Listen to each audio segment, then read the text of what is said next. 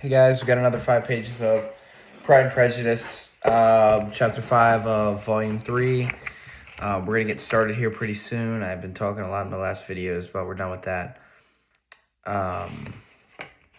So I think we'll about finish the chapter here. Okay.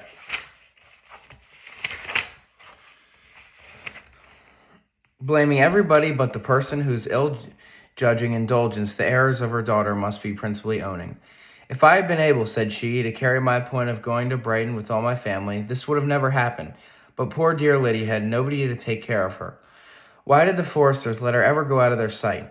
I'm sure there was some great neglect or other on their side, for she is not the kind of girl to do such a thing. She had been well looked after. I always thought they were very unfit to have charge of her, but I was overruled, as I always am. Poor dear child, and now here's Mr. Bennet gone away, and I know he will fight Wickham wherever he meets him, and then he will be killed. And what is it to become of all of us?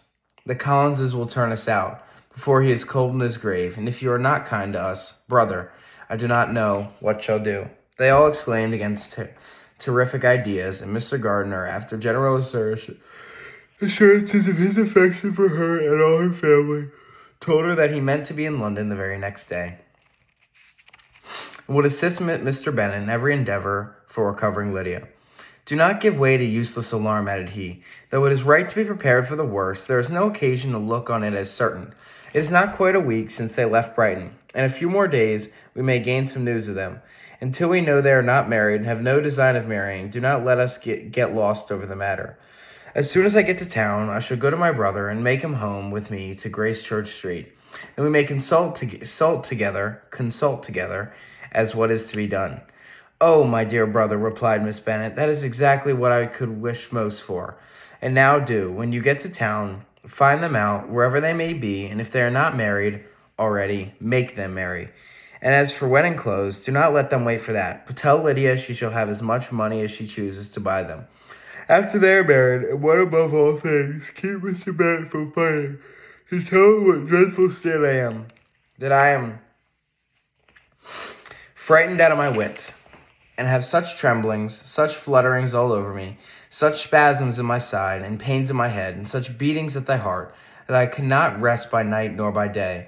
And tell my dear Lydia not to give any directions about her clothes till she has seen for me, for she does not know which are the best warehouses. Oh, brother, how kind you are! I know you will contrive it all. But Mr. Gardiner, though he assured her of his honest endeavors in the cause, could not avoid recommending moderation to her, as well in her hopes as her fears, and after talking with her in this manner till dinner was on the table, they left her to vent all her feelings on the housekeeper, and who attended in the absence of her daughters. Though her brother and sister were persuaded that there was no real occasion for such a seclusion from the family, they did not attempt to oppose it, for they knew that she had not prudence enough to hold her tongue before the servants, while they waited at table and judged it better the only one of the household in whom they could most trust, should comprehend all her fears and solicitude on the subject. In the dining room, they were soon joined by Mary and Kitty, who had not been too busily engaged in their separate apartments to make their appearance before. One came from her books, and the other from her toilette. I don't know what that means. It's probably toilet. The faces of both, however, were tolerably calm, and no change was visible in either, except that the loss of her favorite sister, or the anger she had himself incurred in the business, had given more of a fretless than usual to the accents of Kitty. As for Mary, she was mistress enough of herself to whisper Elizabeth with a countenance of grave reflection, soon after they were seated at the table.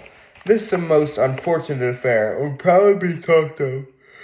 Oh gosh, sorry guys.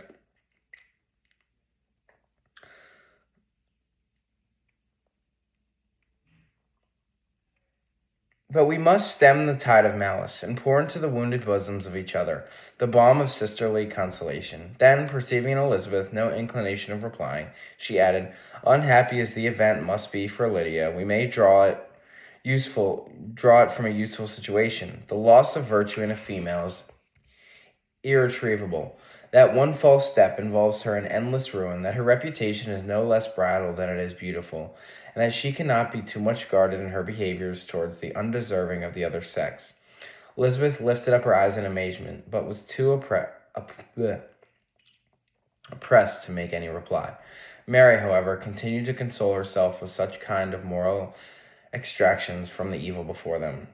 In the afternoon, the two elder Miss Bennets were able to be for half an hour by themselves, and Elizabeth instantly availed herself of the opportunity of making any inquiries, which Jane was equally eager to satisfy.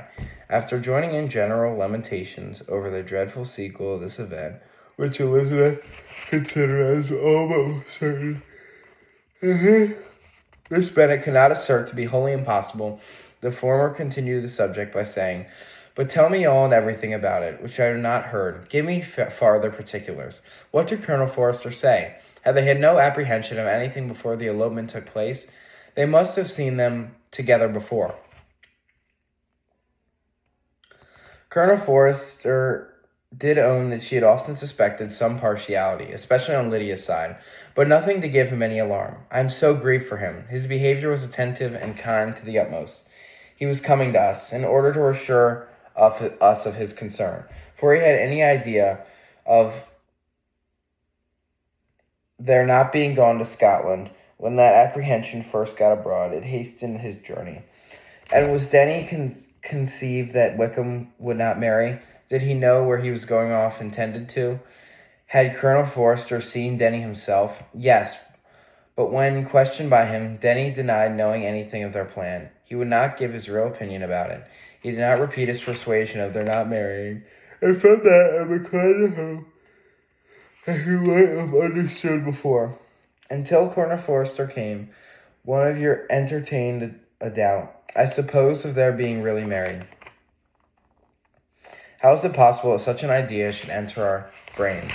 I felt uneasy, a little fearful of my sister's happiness with him in marriage, because I knew that his conduct had not always been quite right.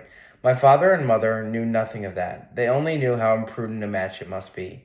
Kitty then owned, with a very natural triumph, on knowing more than the rest of us, that in Lydia's last letter she prepared her for such a step. She had known, it seems, of their love and within each other many weeks. But not before they went to Brighton. No, I believe not. And did Forster appear to think ill of Wickham himself? Does he know his real character? I must confess that he did not speak so well of Wickham as he formerly did. He believed him to be imprudent and extravagant. Since this sad affair has taken place, it is said that he left Meryton grateful in debt. But I hope this may be false. Oh, Jane, had we been less secret, had we told what we knew of him, this could not have happened. Perhaps it would have been better, replied her sister, but to expose the formal faults of any person without knowing what their present feelings were seemed unjustifiable. We acted with their best intentions. Could Colonel Forster repeat the particulars of Lydia's note to his wife? He brought it with him for us to see. Jane then took it out from her pocketbook and gave it to Elizabeth. These were the contents. My dear Harriet, you will laugh when you know where I am gone. I cannot help myself laughing at your surprise tomorrow morning as soon as I am missed. I am going to Gretna Green.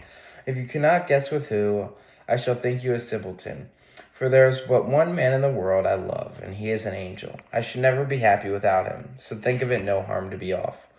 You need not send them word at Longbourn of my going, if you do not like, for it will make the surprise greater. Then I write to them, and sign my name Lydia Wickham. What a good joke it will be. I can hardly write for laughing. Pray make my excuses to Pratt for not keeping my engagement and dancing with him tonight. Tell him I hope he will excuse me when he knows all, and tells him all. I will dance with him at the next ball we meet with great pleasure. I shall send for my clothes when I get to Longbourn, but I wish you could tell Sally to mend a great slit in my worked muslin gown before they are packed up. Goodbye. Give my love to Colonel Forster. I hope you will drink to your great journey. To our good journey. Your affectionate friend, Lydia Bennet. Oh, thoughtless Lydia, cried Elizabeth when she had finished it.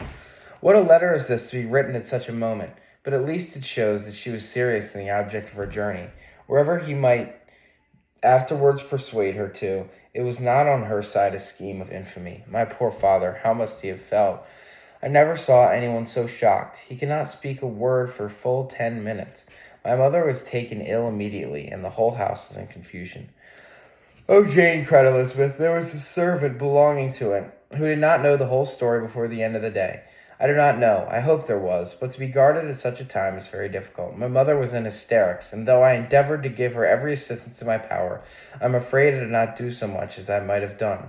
But the horror of what might possibly happen almost took from me my faculties. Your attendance upon her has been too much. You do not look well. That I have not been with you, you have every care and anxiety upon yourself alone. Mary and Kitty have been kind, and would have shared in every fatigue, I am sure, but I do not think it right for either of them. Kitty is slight and delicate, and Mary studies too much, that her hours of repose shall not be broken in on. My Aunt Phillips came to Longbourn on Tuesday, after my father went away, and so good as to stay till Thursday with me.